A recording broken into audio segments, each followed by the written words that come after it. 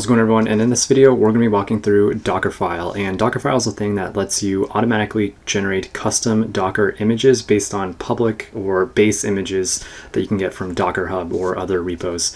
And so we'll jump into why this is important in this video, where I have a problem that I'm running into with my little web application. So right now, inside of this web app, I'm using Docker Compose to pull this PHP 811 Apache image from DockerHub.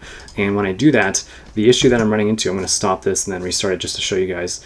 The issue that I run into if I run Docker Compose up is that the public image from the DockerHub does not have the needed MySQLi module to connect the PHP or the Apache server to the MySQL database service that we're running here.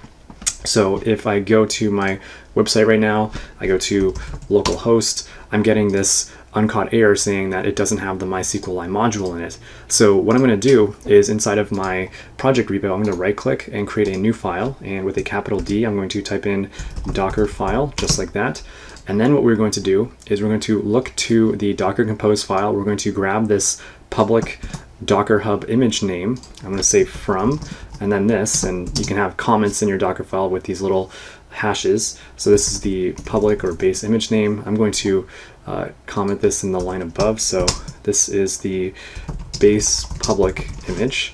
What I want to do is I want to install the MySQLi module into this so that it can run the way we expect it to. So I'm just going to paste in this command run, and then Docker, this is specific to my app, but you would have your own commands you would want to run to prepare a custom image off a base image, PHP extension install, and then MySQLi. So I'm going to type in these commands. So basically off the public image, we're going to be, I'm going to add a comment here. So install the MySQLi module, and we're going to save this thing. So now we're generating a custom image for our own personal use. I'm also going to go to my little terminal here, and I'm going to stop all these services for the time being. And what I want to do is I'm going to now in my terminal, I'm going to clear this just to make it a little cleaner. I'm going to run the command docker build and then -t to supply a name tag to this.